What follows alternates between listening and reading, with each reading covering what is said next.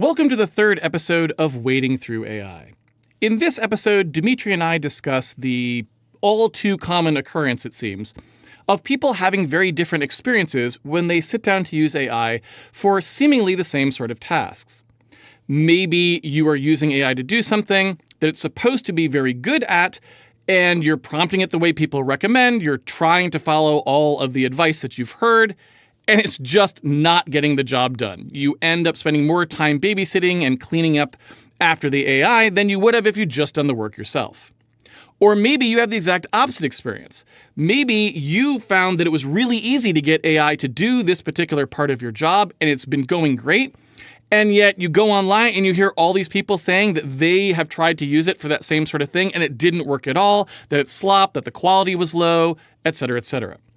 And in either case, whether it's positive or negative for AI, you're getting this feeling like, am I crazy?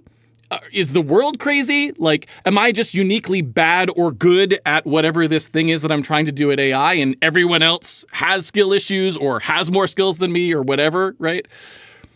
So in this episode, we try to look and see if AI as a technology has some underlying characteristics that make this outcome actually much more likely than it is for perhaps other kinds of emerging technologies. Now, I'd also like to remind everyone, since we are 3 episodes in now, and there may be people who are coming to this episode for the first time, I just want to remind everyone that Demetri is the AI expert. I am not. I don't do AI for a living. So keep in mind when we're talking, it's Demetri's perspective that you should be focusing on. He really knows what he's talking about. I am just here to move the conversation forward and to just bring up points of discussion. So you want to focus on what he says, and keep in mind that the things that I say are always from the perspective of an AI outsider.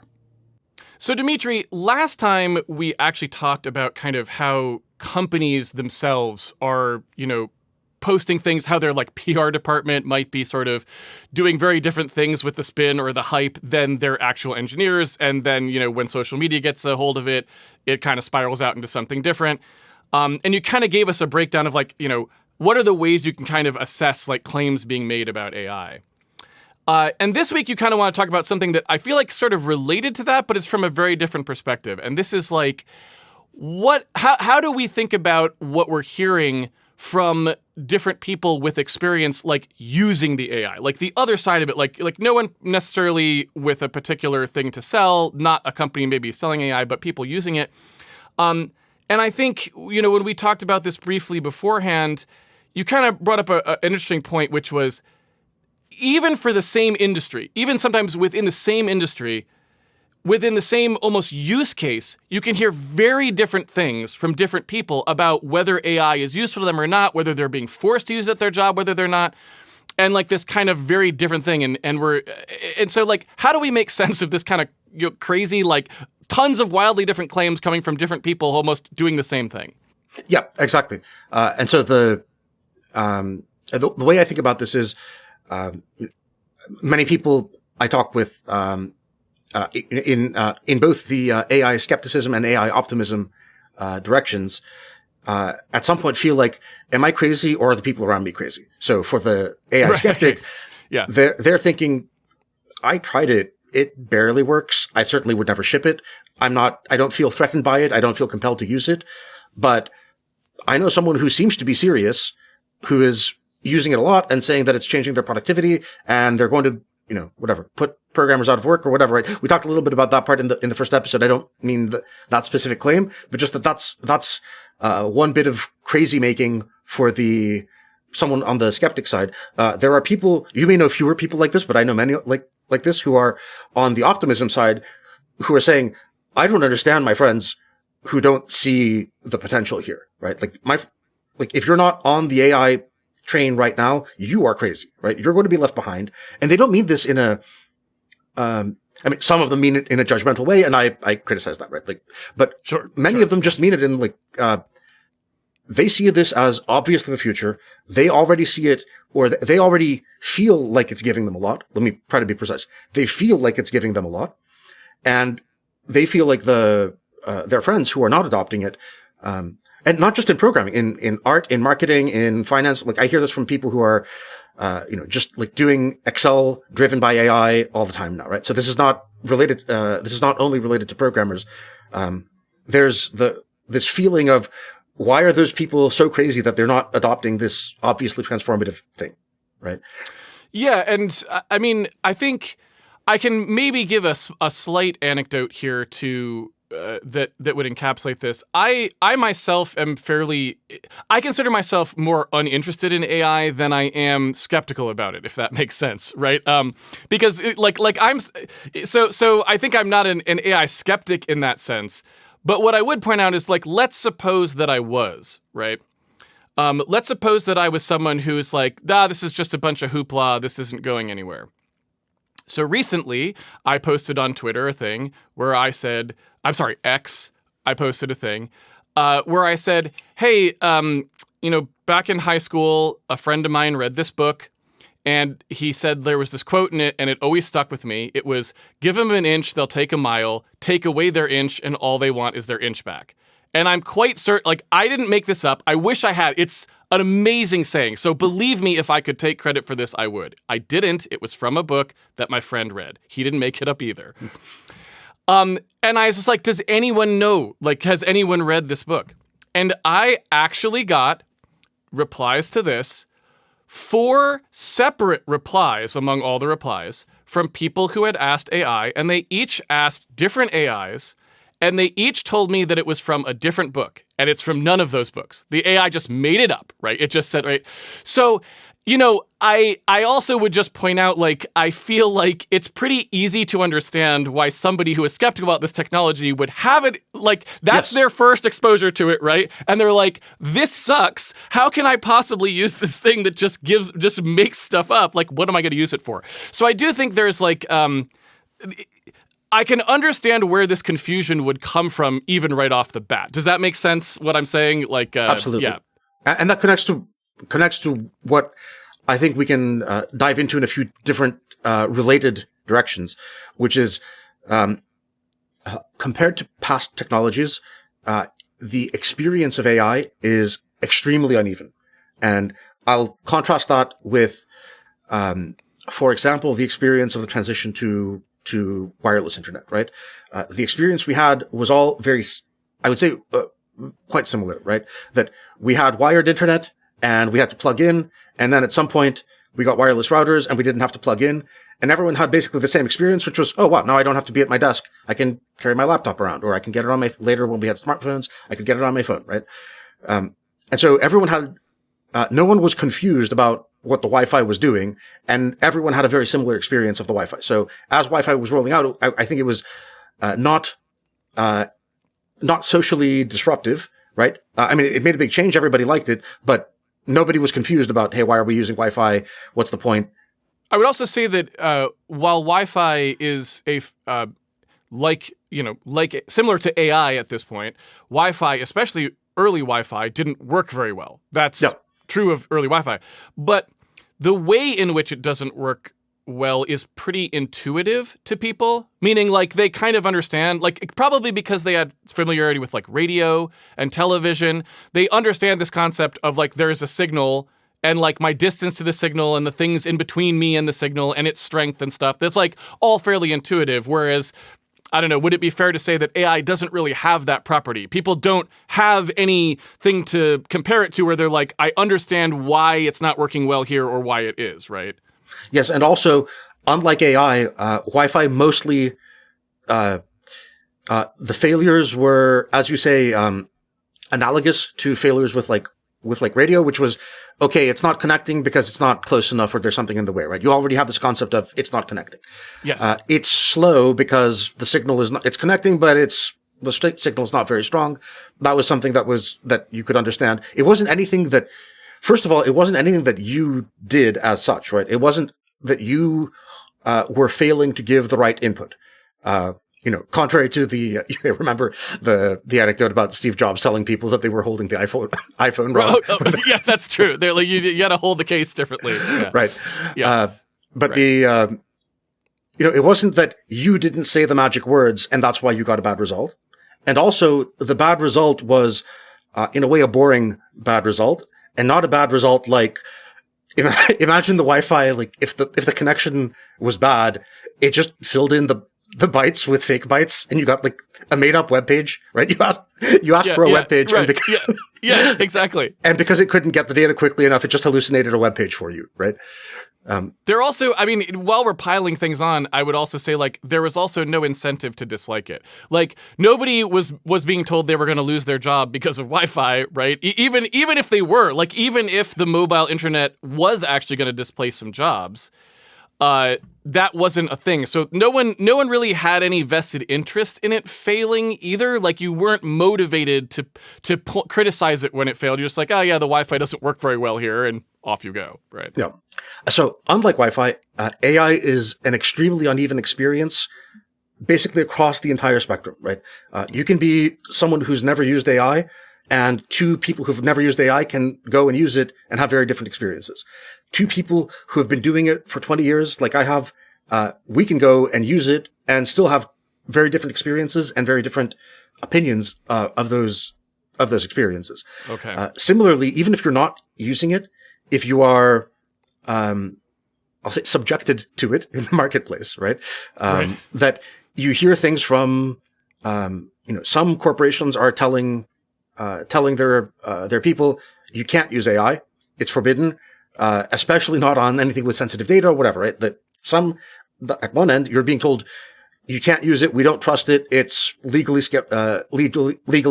unclear and so on. At the other end, you have people who are being told you have to use it. Not only do you have to use it, we're going to track how much you use, and we're going to include, how much you use as a performance metric, and we're going to talk about it at the time of performance review.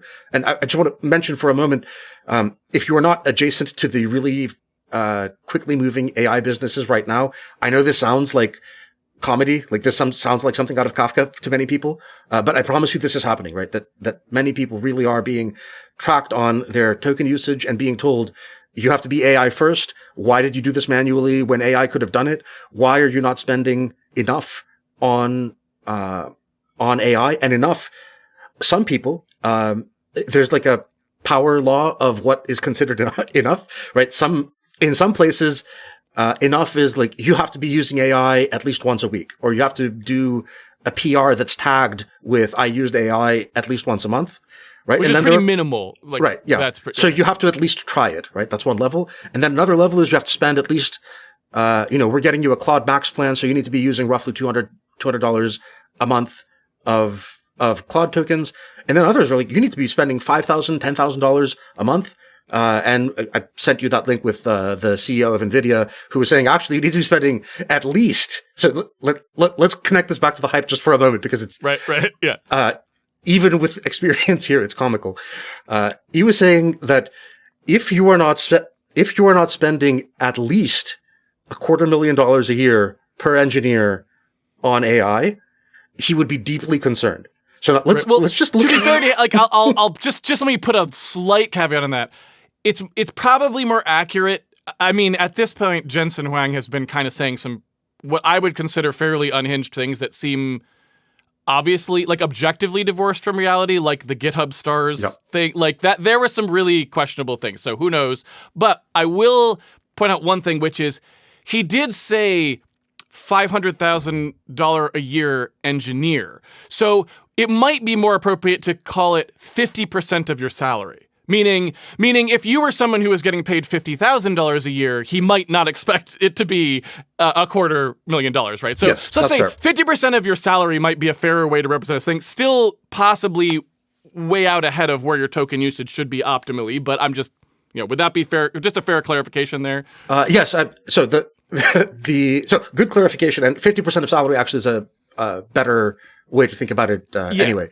But I'm just going by what he said. Look, when I read it, the way I took it was he was framing it as, I want to see 50% of your salary spent in tokens. That's kind of what it sounded like to me anyway. Yes, and the follow-up to that was something that I'm sure people have heard and some people genuinely believe, which is the reason for that is because spending that much will make you 10 times as productive. So this connects to something else that I want to talk about, which is people hear from serious sources completely different claims about productivity. So I would call Jensen's a hype claim, but there are people who make that claim not trying to hype NVIDIA stock, right? So he was saying the reason you need to be spending 50% of your salary is because doing that will make you 10 times as productive, right? Right. And he's not the only one saying that, even though he was in a hype moment there, I think. But other people are saying, claiming objectively, it is objectively true that people are claiming that they are 10 times as productive. Whether or not they are is a very complicated story. And I wanted to connect that to this other thing I linked to you, which was this report from the National Bureau of Economic Research. And they did a survey of CEOs of big companies, several thousand CEOs across the world. Can we pause on that for a sure. second? Because I wanted to add something there. Yep. So the question that I have immediately when people throw around various terms like that, and to be fair, again, to Jensen, I don't know if he ever said anything about the productivity gains, but I can back infer them, and I'll say why. So in my mind, if you put a value on someone's work that is, X percent, this person is $500,000 worth of salary to me, right? And by the way, that person's probably, if they're working at NVIDIA, getting very generous compensation in terms of stock as well, because their stock has performed very well and they probably had options. So $500,000 for this hypothetical engineer that Jensen was talking about. I don't know if that's all entire compensation or just salary, but so that could be even more.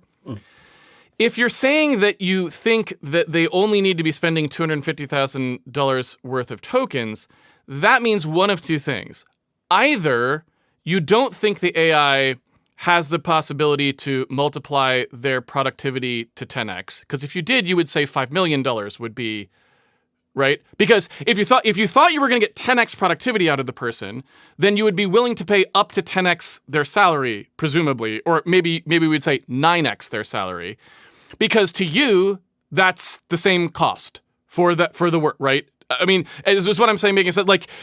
Yes, with one small detail, which is, and this is what so the detail is, he said that was the absolute bare minimum, and that amount being below that amount. So let's just be very clear for the audience how extreme this claim is. Okay, that if you are spending less than 50% of your salary on tokens, if you're spending, say, 40% of your salary on tokens, right?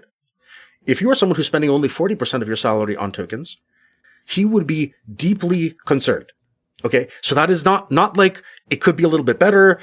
Hey, you're trying, but but let's improve in Q2. Deeply concerned, right? Like if someone tells me they're deeply concerned about what an employee is doing, I assume that means they're considering firing them, right? Right, yeah, right, yeah. So it's like that's a good point. That's a very good point. And so maybe I can sharpen my question too. So if we take all of that into consideration, I might argue I would therefore like to hear what the maximum is. Yes. Because if you actually believe 10x, then your maximum should be 10x the person's, 9x the person's total compensation, right? Because they have their compensation and then you add 9x to it. That's how much. So Jensen Huang should basically be saying you should spend maybe around, $4.5 million or something like this for a $500,000 employee in tokens if they wish to use them. Now, obviously, if they can get their 10x from less, then great, right? And why he doesn't think, because he's trying to sell graphics cards, I guess, but why he doesn't think that maybe there's people who could get this 10x speed improvement from only 50,000 tokens, I don't know. I'm not sure. He didn't say. But so I'd like to hear the max, because then that's putting your money where your mouth is. If you say, we believe we're going to get a 10x productivity boost, and so therefore all of our $100,000 employees are all going to get $900,000 of tokens allotted to them if they wish.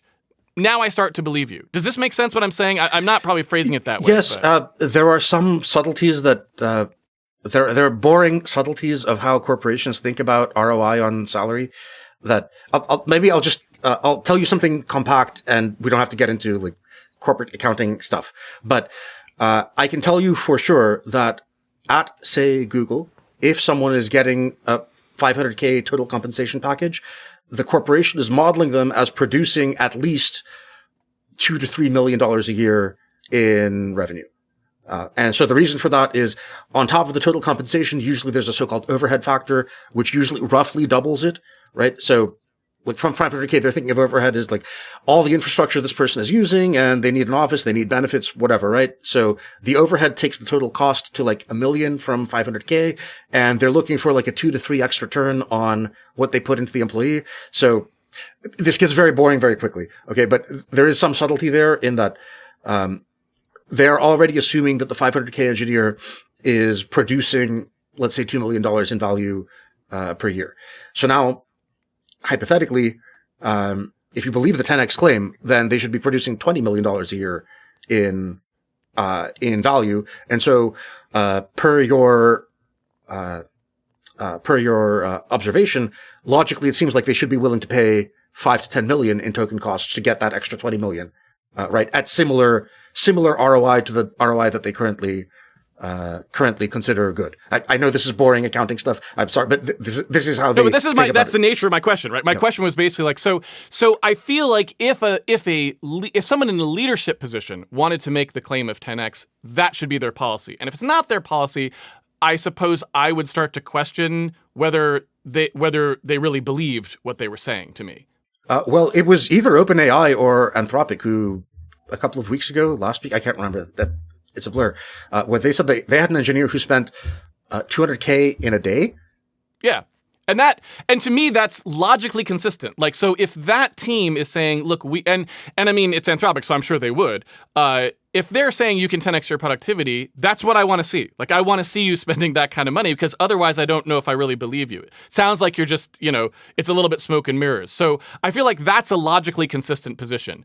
We're letting our employees spend absurd numbers of tokens because we think their 10x is productive. Right. Right. Yes. Yeah. Okay. So sorry to derail you. Now you were going to move on from that point to sort of contrast it with the fact that this, like, for example, you're talking about a recent news report that Goldman Sachs had found that there wasn't really much productivity at all among sectors that they were observing.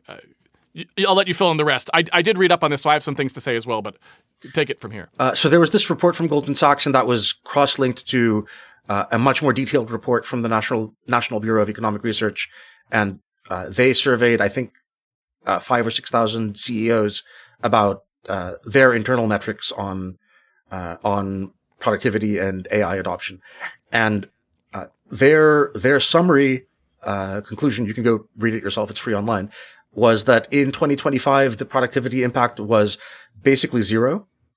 Now you might think, so you might think, okay, it's basically zero in 2025 because everyone was gearing up to really go ham in 2026, right? Yeah. And things are going to be amazing, right? Like we've put in the work, and now things are going to be amazing, right? Yeah. We lit the fuse, but the rocket hasn't gotten to the rocket engine yet, right? But it's gonna. So now the consensus estimate for the improvement in productivity that they anticipate in the next couple of years. Did you notice that part? I did not, but continue. Between 1% and 3%. Oh, yes. Okay, sorry. Yes, I did notice that part. Yes. All right. So the consensus estimate was that they anticipate between 1% and 3% overall improvement in productivity thanks to AI in the next couple of years. With pockets of outsize increase in productivity. And one of those pockets was software engineering. In that pocket, the consensus estimate was something like 20 to 30% improvement in productivity. So notably, even in the future, even in the pockets of high productivity, the consensus estimate was something like 20 to 30% improvement, not 1,000% improvement as you would require to be consistent with other kinds of claims. Yeah, and this was kind of a difficult. So there's so many factors here. It's really hard to kind of suss them all out, because at the end of the day, I'm also not sure how interesting it is self-reported productivity gains, right? And so one of the things that I thought was a little bit more interesting, which was also from Goldman Sachs, but because I actually had a hard time finding the research note that was being reported on. This is one of, like, for all of the promise of hypertext, we ended up in a world where everyone wants to keep you on their site. So no one actually cites anybody else. They're like, Goldman Sachs said this in a research note. We're not going to link to it, right? so I have to go hunt for it. And of course, you ask the AI, it will just make something up. So I had a hard time finding the actual specific research note they were talking about. But Goldman Sachs has put out a number of things on this, including one that was after that news report. So it's actually a more recent thing that Goldman Sachs put out on AI, labor markets, and so on. And one of the things they said about software that I thought was pretty good was they were like, well, we would like to see some evidence of software productivity in the market. And there has been none, right? And one of the things that I think is interesting is, like, rather than self-reported, it'd be nice to see if we actually see any growth in software driven by this. Because we should see, like, oh, okay, like software starts making a lot more money than it was or something like that, right? If this is to be believed. Now, I'll just sort of say a couple things that have been on my mind about this because I think it's very confusing. I think there are a number of problems with assessing this overall, even if you take sort of a holistic approach and just say, well, let's look at just like the outcomes. And this is one of the reasons why I'm not sure what will happen with AI in terms of things like software productivity and things like that, or in terms of profitability or anything like that. Would you not agree that there is a plausible scenario where AI does increase productivity by some factor, even a large factor? Like, let's maybe not say 10x because that's maybe a very optimistic estimate of what could be reasonably achieved in the short term. But let's say it's a meaningful percentage. Let's say it is 30%, right? That's a significant productivity increase. I don't think anyone would be unhappy if their whole organization started being 30% more productive, right? So any fair observer of AI would have to agree that this was a beneficial technology at that point, at least from the standpoint of productivity, if nothing else. Completely agree, and consistent with Fred Brooks wrote about this back in the day in No Silver Bullet, I think, where like a 30%, a durable and broad-based 30% improvement in programming productivity would be the biggest productivity boost since maybe high-level languages. Yeah, like since a compiler or something. Yes, yeah. right. Yeah. So let's suppose it does achieve a 30%, and we should all be pretty happy about that. I would add this sort of catch-22 for AI. I just wanted to hear your thoughts about it before we move on. And that is, if what that actually just translates to is all of the same companies right now who have the market share that they have, just all have to do 30% more work on their software, but nothing changes, right? Like, because, like when I think about Microsoft Word, it's like, well, if I make progress on Microsoft Word 30% faster, does that actually translate into any more money for me, Microsoft, as a company? It might not. It just might mean I have to do that work. Otherwise, a competitor who also can get this 30% increase because they also have access to the same AI tools that we do, they will make a Word competitor and take our business. So now we're just forced to do 30% more work using the AI to do it, but there is no visible from the outside actual gain other than the software got better, right? Which is a very nebulous thing. So would you agree or disagree that there is a possible outcome here where it doesn't look like AI worked, but it did? Yes. So I was trying to avoid getting into this economics detail, but maybe it's worth bringing it up a little bit. So, sorry, I apologize. No, it's necessary to talk about this because this connects to. And there have been a couple of articles. I didn't send you these because I didn't think they were very important. There have been a couple of articles on like AI is working, but all it's doing is making your job worse, right? Right, which could be. It could be. But so the reason, the underlying economic idea that matters here is that actually productivity is a multidimensional thing. So there are at least two important metrics. Leaving aside whether or not you can actually get the data to measure them, there are at least in principle two important metrics. One is how much work gets done per person per time. Right. How much work gets done per unit of salary. How much you generate in sales per person per time, how much you generate in sales per salary, right? So all of those are different things, and they're tricky to measure. Whether or not they're measured precisely, I'm not qualified to know, but there are already 4 things that we're thinking about there, and we haven't even talked about, hey, did the product get any better? Right? We're only talking about right. Yeah.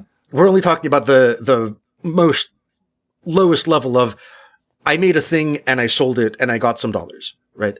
We're not even talking about, Microsoft Word is better, or the game is better, or my financial analysis is better, or whatever. Right? Yeah. So, it's entirely possible. So one of many possibilities is that Microsoft Word stays the same, sales stay the same, and because of AI, Microsoft can fire 30% of programmers because it's more productive, right? That's one of many possibilities where we get to this future of a ballpark 30% productivity improvement. Right, that we actually see in a bottom line number, because now it's like, oh, we only have 70% of the staff we used to have, but we're still making the same amount of money. Right. So the product doesn't get any better. The user experience doesn't get any better. We just remove some people from the workforce, or at least that part of the workforce. Yeah. And that would count as a 30% AI productivity boost. And guys, like I know that there's a difference between reducing by 30% and increasing by 30%. Okay, I'm just speaking informally. So that is one of many possibilities. Another possibility is that the programmers keep their current salaries, but AI drives them to work harder. And this is what some people are reporting, or maybe drives them to work more unpleasantly. Okay, and I'll come back to this in a moment, because the unpleasantness drives them to work more unpleasantly. Now some marginal features or marginal products get shipped, and that generates some more sales. Now, that may or may not appear as a productivity boost, because maybe you're doing 30% more work and you're generating 30% more sales, but like the sales per work has not changed, right? Okay, right. So what do you want to call that, right? It's not really clear. It may just be the emerging terminology I've seen for this, which is not mine, but you'll see it in other discussions, is work intensification. So AI will just get you working harder, doing more code reviews, generating more PRs. Like, you're not going to lose your job. I'm saying this is the view of the work intensification theory. So like, actually everything, no one's going anywhere. Everyone's staying, and everyone's going to be working harder, grinding against AI-driven PRs and code reviews, and we're going to ship more features.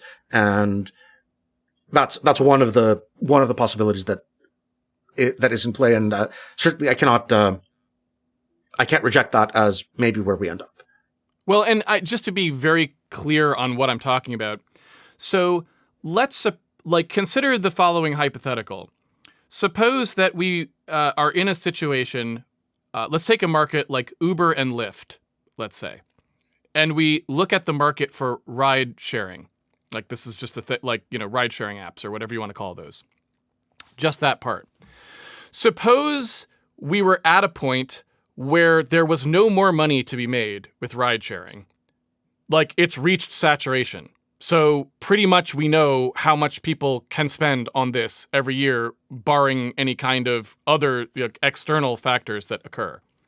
And so the only question is, are they going to click on the Uber button, or are they going to click on the Lyft button, right?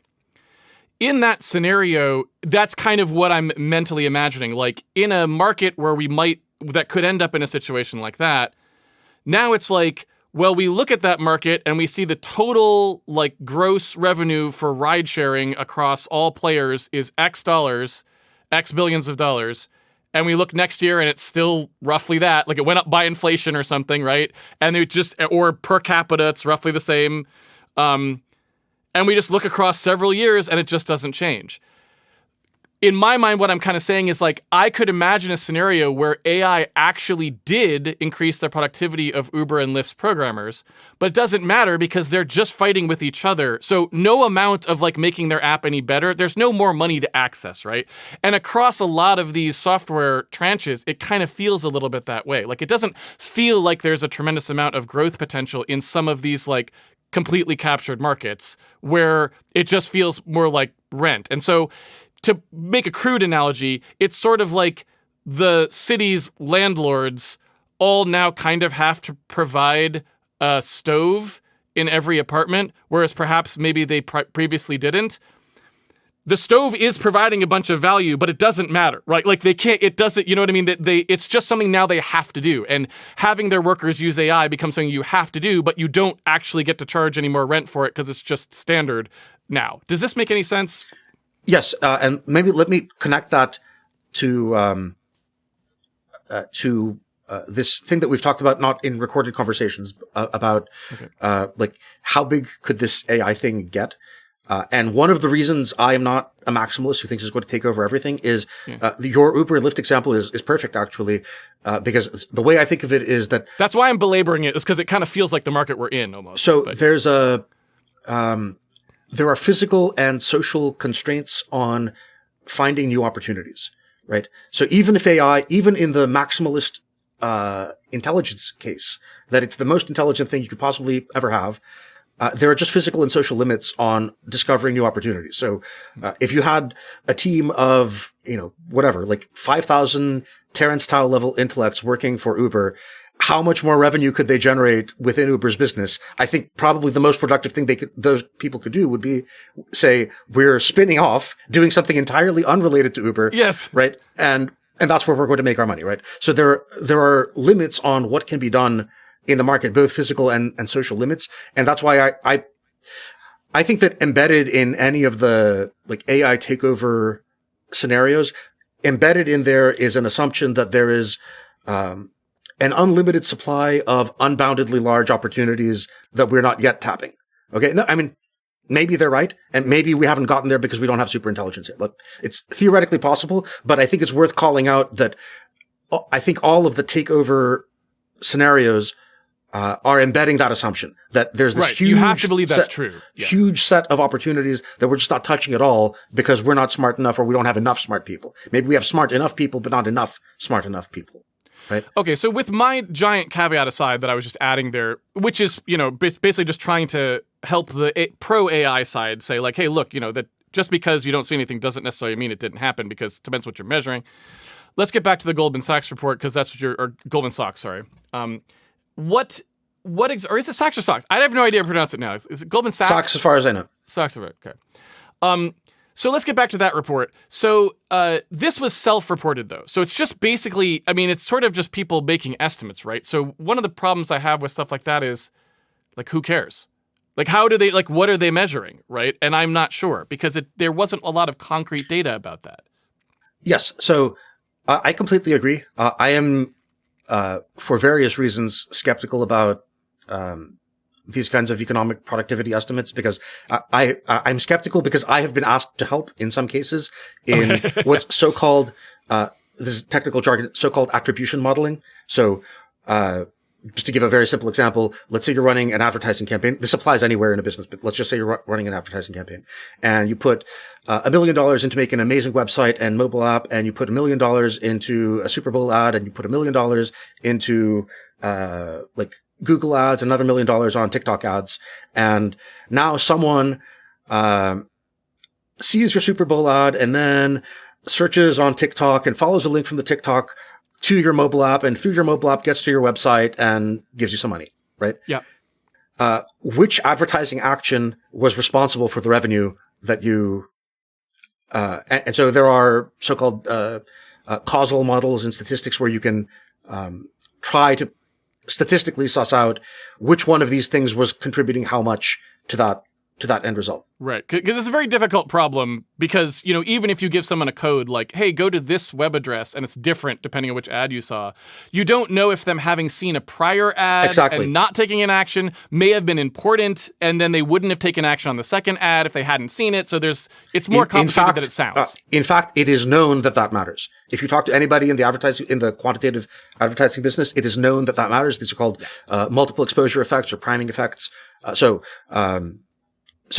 not only is it possible, but in fact, it is known that matters. And the thing that we don't know is how much, right? Yeah. And so having been invited to help build AI models to do this kind of attribution modeling, it's a lot of like finger in the wind, and like the executives have some intuition of, yeah, I don't think our buyers really care that much about the TikTok ad. But, so like, even if they happen to see the TikTok ad, maybe that's because they were, just like scrolling rap videos at some point. Right. And right. So having been involved, I can tell you, I personally, don't take those very seriously at all. They are, I would say we are lucky if they're directionally correct. Yeah.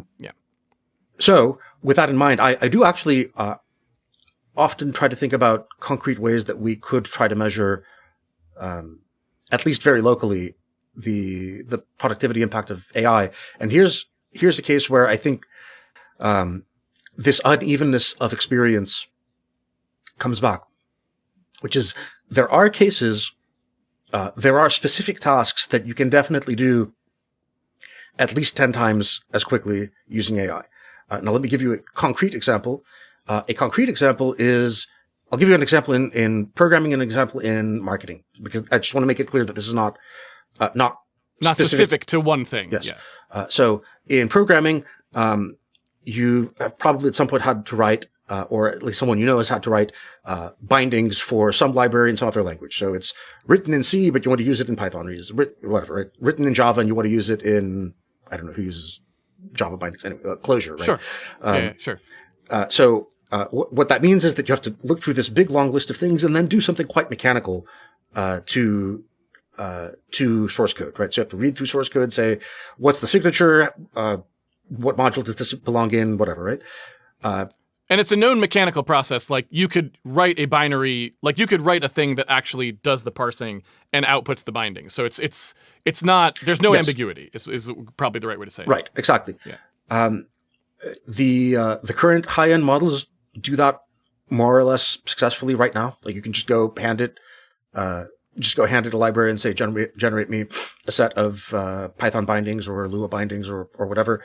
And it will just do that. Something that you might have to do might take you a couple of hours of tedious work, and it just happens in 30 seconds, right?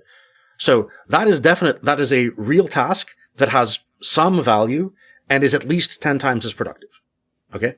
So that is an example.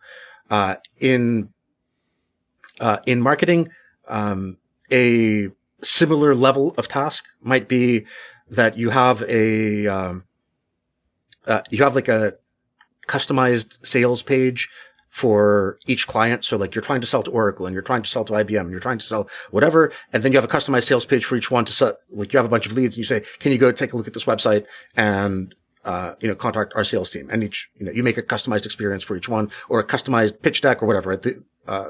The jargon is marketing collateral, right? You want to make customized marketing collateral, and AI is quite good at doing the customization, given a base. So I make the base, presentation or sales page or whatever. And then I say, now customize this for Oracle, customize this for IBM, customize this for whatever.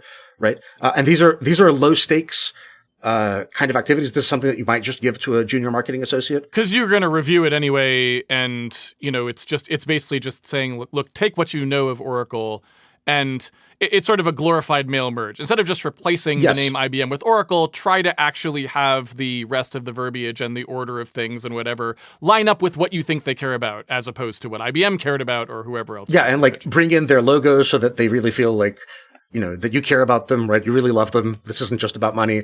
Yeah. Right. So so that's something that I know people doing in marketing. That's something where, again, that's something that could have taken a few hours and now happens in a few minutes, right? So that is that is a real thing that has at least some value. I'm not saying it's a huge amount of value. It has at least some value that happens at least 10 times as quickly. Okay. And I think my feeling about productivity with AI, at least for the next couple of years, will be how many such opportunities a business can stack together to get an emergent total benefit of maybe 10 to 20%. I think if you are, I work with many different businesses. I have reference points across industries. I think right now, if you try really hard and you know what you're doing, and you're actively looking for these kinds of opportunities, not doing the naive thing of like, look at what my programmers are doing now, just tell them do that same thing, but use AI. That I have found does not, this is my personal experience, but whatever, take it for whatever it's worth.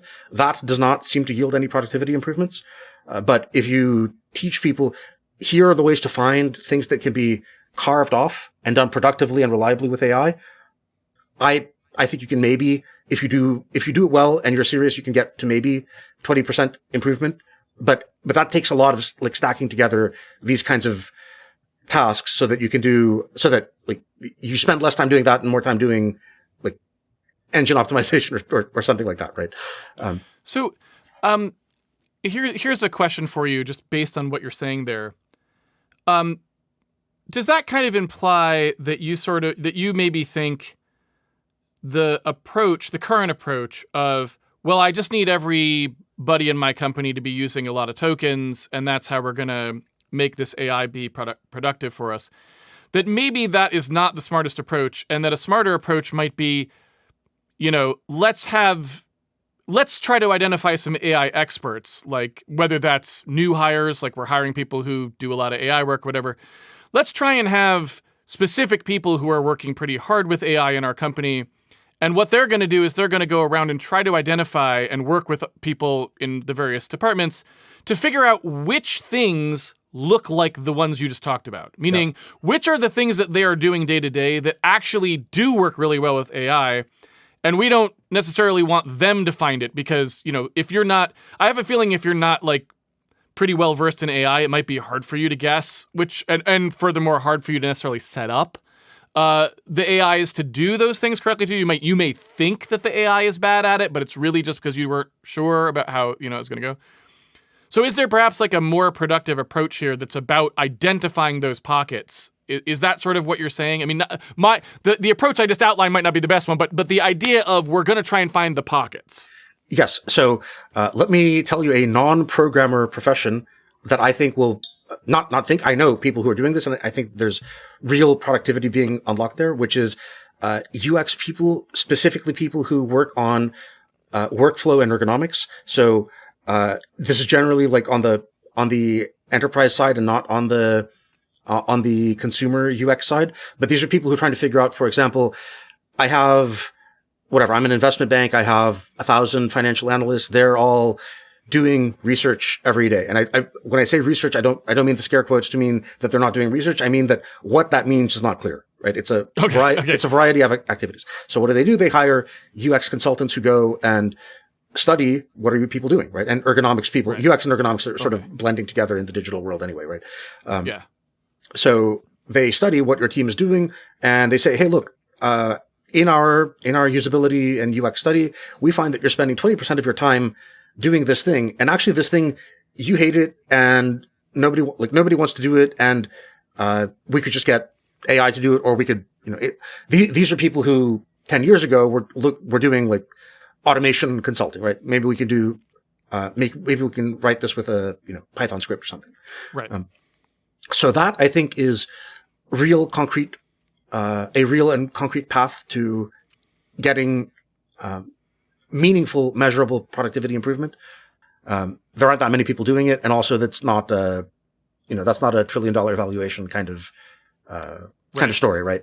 So, right. Understandably, Jensen Huang doesn't want to say that because that doesn't sound as exciting. It's still, it's still not nothing though. I mean, if you didn't have to justify many trillion dollars of valuation, you'd still be very happy about that because it is helpful, right? So, I can tie that back because there's actually that you said I would like to tie it back.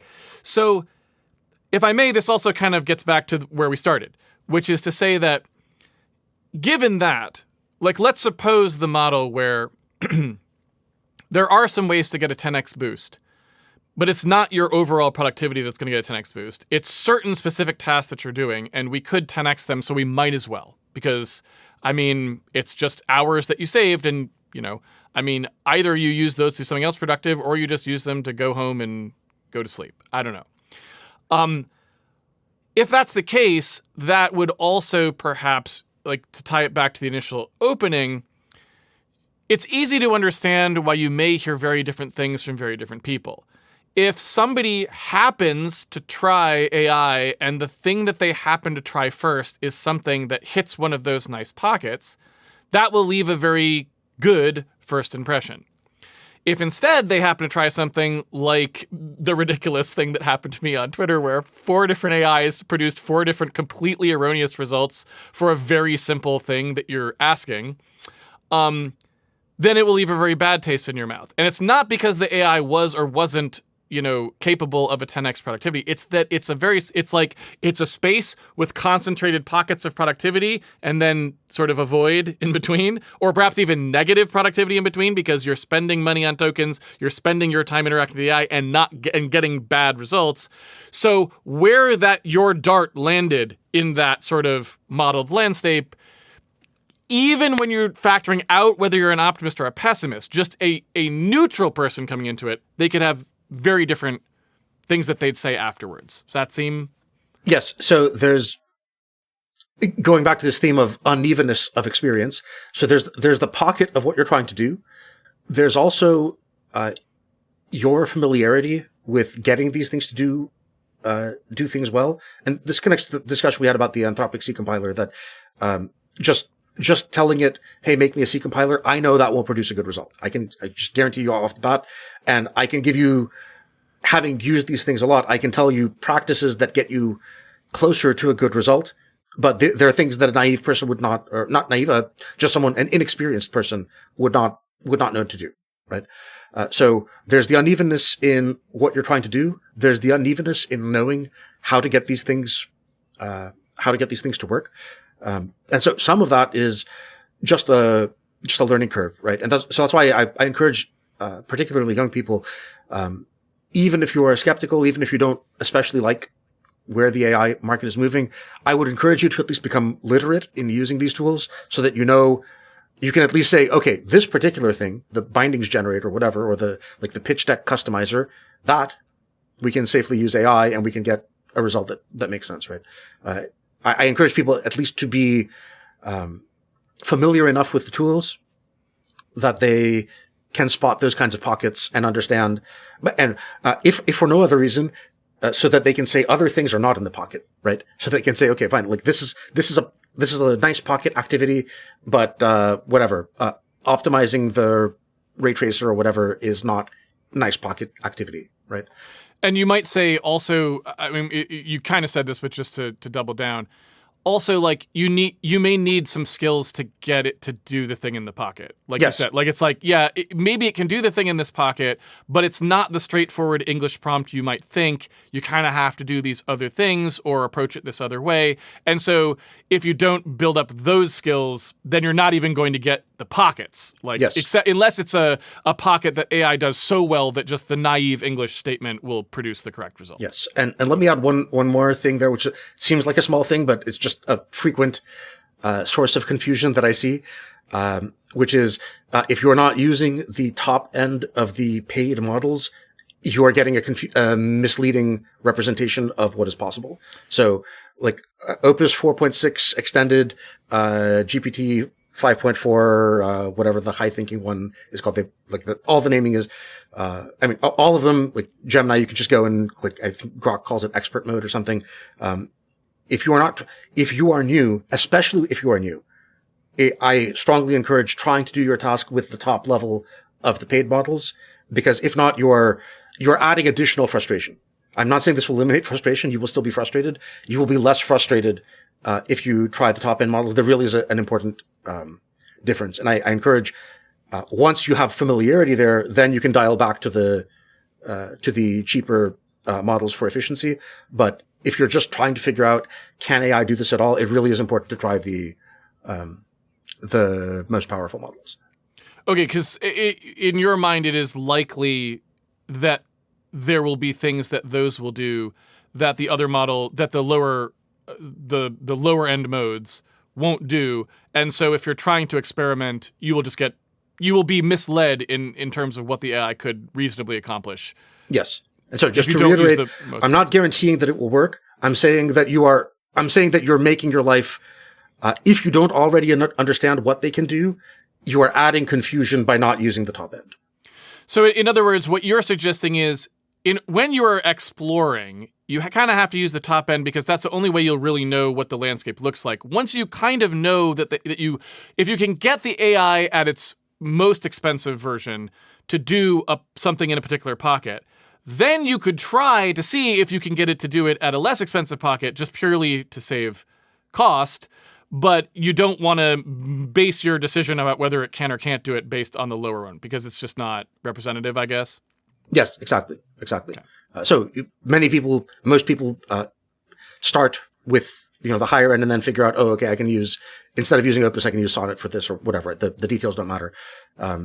But if you're trying to understand, can this help me at all? It is important to use whatever the current higher end model is available. So, I guess, did you have anything else you want to say on that? Because I kind of have another thing I would throw in to the mix here, but you may have had something you didn't get a chance to get. Okay. I think that's good. So, I think those are all pretty legitimate sort of like, okay, these are objective aspects of why people might, why you might hear from someone who says, this made me 10 times more productive, and someone else goes like, this didn't work at all. Those are all pretty objective reasons why that might occur that we talked about.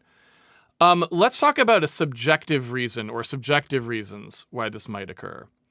So one thing I was thinking was there have been many cases in the past where people believe that they are being more productive when they are not being.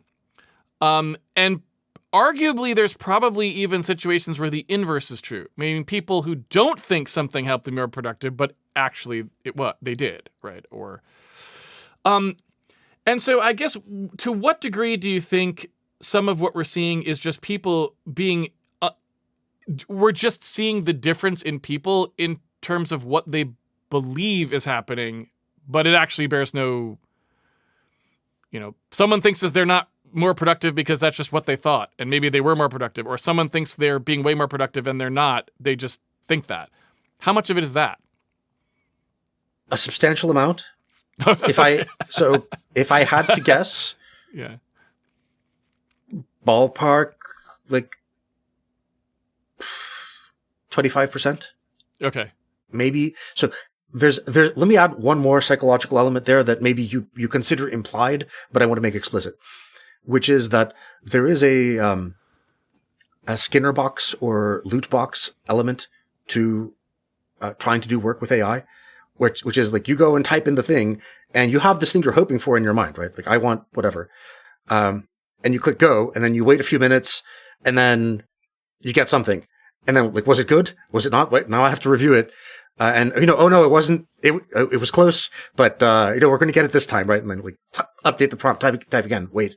Oh, so close, but now there's a monkey in the background. I didn't want a monkey in the background. Right. Yeah. Right. So it's kind of like, did I get the rare Pokemon card exactly, I was looking for in this pack of Pokemon cards? No, I'll open another one, right? Exactly, right. Yeah. And so there's this feeling, I feel it myself, like this is not judgment of anybody, this is just how the animal brain works, right? That sometimes you have an idea for something, and you go in and you type it in, and you don't even type in anything particularly detailed, just type in a couple of sentences, you click go, it, crunches for a few minutes, comes back and says, thought for 120 seconds, and it gives you exactly what you want. And that happens maybe to me like at most once a week. But when it happens, the animal brain is really excited, right? Like I barely did anything. I got this cool thing. It makes you, it also, creates dramatic tension, because you're waiting for it, right? It's not like you type it in, you get a compiler error. It's, you type it in and it's, it's telling you, oh, like now I don't know if you've looked at the thinking traces, but it's telling you how it's working on the thing, right? Like, oh, now I'm going to do background research on pictures without monkeys, right? And right. right. So okay. it's telling you this tiny little story as you're waiting. And then sometimes it just works on the first go, right? And in that moment, even knowing that this is happening to me, okay? Even knowing this is happening to me, in that moment, the monkey brain is excited, right? Wow, I barely did anything. I got this cool little story, and look, the result is close to perfect, right? That happens maybe once a week, maybe more like once a month to me. A much more realistic thing is that you keep pulling the slot machine lever and try to get the monkey out of the background of your generated picture. And maybe eventually it does. Yeah. Maybe eventually it does, right? So there's that psychological aspect as well, where people don't remember that they pulled it 10 times. They remember that it eventually worked, right? Right. So I do think the psychological factor is substantial, and I would say it's in the range of like 25-ish% of the effect. So let me say why it matters, why that number matters. I do think that the psychological variation in the psychology is maybe as large as the productivity effect that you can get. So it might be that you're not actually any more productive, but you feel 25% more productive because of monkey excitement. Right. It might be that, or lack of monkey, I guess. In yes, this case. or exactly right. You might be 25% more productive, but you don't feel it because you hate it, right? And like there are good reasons to hate it. Even when it does good work, there are good reasons to hate it because like it's being imposed on many people in my opinion, very ham-fisted way. And like I know many people who are just like their work experience is just worse now because they're being forced to do this stuff even when it doesn't work, right? And so naturally, if you're being forced to do something and it usually doesn't work, and then eventually it does work, how are you going to feel about it, right? Like even when it pays off, even in the cases where it pays off, you will still be soured. So I think that the amount that comes from psychological variation is certainly comparable to the amount of additional bulk productivity you might be able to get if you do a good job. So I want to emphasize the bulk productivity, not the, like, sometimes you find a pocket where it's 10x, but your overall life is only improving by whatever, a small amount because the pockets are isolated. So I guess there's a lot of other things we could talk about, but I think they're probably best saved for their own kind of topics. There's like, they would kind of be departures from the general idea of like why, I guess to put it in your original terms, am I crazy or is everyone else crazy? I think is how you put it. So are there any other things that you wanted to talk about or any other tangents you wanted to go on that are kind of specifically about that aspect at its core? Well, maybe we can review the axes of unevenness, right? So, like my message to people is everyone at all points on the adoption spectrum and the pessimism versus optimism spectrum, everyone at some point feels this: am I crazy or is everybody else crazy, right? And the direction varies depending on your position. So everybody feels this, and I encourage people to think about that as coming mainly from this technology creating an extremely uneven experience for people, and also extremely uneven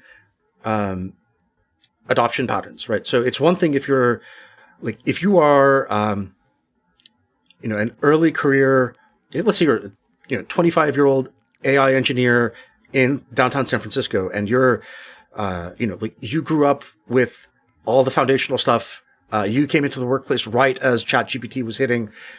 You're an AI engineer yourself. You're riding around in Waymos all the time, right? Like you are, on the leading edge of, many trends that are coming together.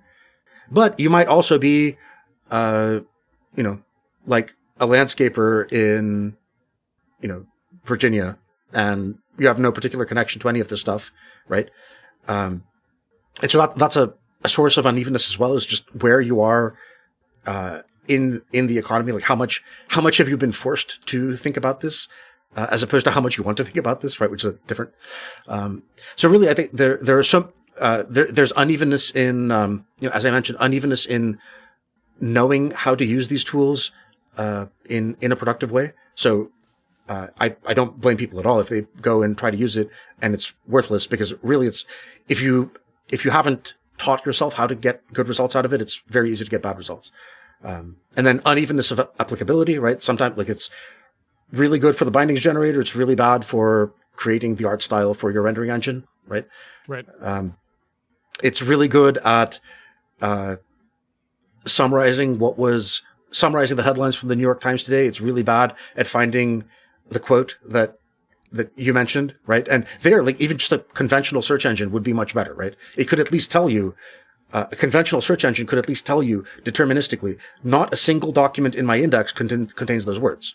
Exactly. And also, it really can't produce the same kind of false positive ever. Right. Like, it's never going to tell you, like, yep, it was in this book. That just doesn't happen. Right. Yes. Right? Like, because ultimately the answer from the search engine is, here's a link to a document, right? And exactly. I'm claiming to you that this document contains those words. Yeah. I would say, like, that's one of the things, and I would say this would be something that I would like to talk about in a future one that just gets its own podcast, which is the lack of reliability. But yes. Well, so continue. No, I that was really closing it off, which is just, there are many different ways that you can have an uneven experience with AI. It's how much is your employment environment trying to force it on you? It's how much do you care about AI to begin with? It's, are you in San Francisco next door to an AI company, or are you a landscaper in Virginia? Are you trying to make, relatively standard websites for small business clients, or are you trying to create the artifact pipeline for a rendering engine, right? Are you trying to I mean, this is one that's funny in a disappointing ways, which is, are you trying to argue something before a judge where right where you use it and it creates hallucinated citations, and the judge then censures you, and maybe you get disbarred, right? Yeah, that's one. Yeah. Or are you just asking for a review of Supreme Court decisions on some topic, right, where it's much much more reliable, not fully reliable, but much more reliable, right? So, as a technology, and as it's coming out into people's lives, it's uneven in many, many different directions. And so this feeling of, like, am I crazy? Are you crazy? Is somebody else, like, is the whole world crazy? I think it's mainly coming from this. It's also coming from the hype, right? So the hypesters are trying to make you even more crazy, right? And that's, I mean, it's frustrating that they're doing that. I understand the economic incentives that make them do that. Well, I think we kind of, and we covered that a lot on the previous episode, where, like, it's, if there were definitely some attempts to make you believe you could just type "make me a C compiler" and you actually got a good C compiler out of it, yes. Right? And that's just not true. And so if that's it, and I think I said this literally on that podcast, if I mostly saw the hype, meaning if mostly all if I hadn't looked into it at all and all I'd saw was like, oh, we built a C compiler with Cloud by just saying build a C compiler, and it did it, then you would go open up Claude Code and say, make me a C compiler, and the thing you got out the other end would be truly horrific, and you would be very disappointed, right? Yes. And that's not because there wasn't an accurate report of what will actually happen when you do that, and how you would need to go about it. It's just because the hype obscures the reality. So I can definitely see people having that. Like, I thought I was just going to type in this English sentence and out would come the entire thing that I wanted, and when that didn't happen, I felt burned, right? And that's pure hype. That's just because of hype. Yeah. And what I hope the audience got out of this discussion was that even when you take away the hype, even if you only look at things that are actually happening, it is so variable that it's natural that people feel like we're not even living in the same world, right? That so yeah, I guess that closes it off, which is, it is, if you are feeling crazy, I promise you, everyone, like, even people who are neck deep in this stuff, sometimes feel like we're living in different worlds for various different reasons. And it's partly where you are situated, but it's also just that the technology itself is so uneven, that, both in utility and in reliability, that, it's just normal that two people who, might otherwise seem quite similar, have very different experiences. And then they're wondering, am I crazy, or are you crazy, or is there some third thing happening? And the answer is there's a third thing happening, basically, which is the unevenness is what's accounting for it. Yeah. All right. Well, I think that was enough wading through AI for this particular topic. There are a couple things in there that I would like to unpack further, and I think maybe I'll put them on my list for, like, future podcast topics. Yeah. Sounds good. Well, thanks always, Demetri, for joining us. And we'll see you next time. All right. Thanks. Thank you for joining us for this episode of Wading Through AI. As always, I'd like to thank Demetri Spanos for taking time out of his schedule doing AI research and development to come share the insider perspective with us. And to that end, he is a consultant in that field. If you have business inquiries for him, you can always find him at demetrispanos.com. If you have questions about this series or want to check out some of the other series that I produce, you can find those on computerenhance.com, and I'd love to see you there. That's it for this week. Until next time, have fun wading through AI yourself, and Demetri and I will see you out there on the internet.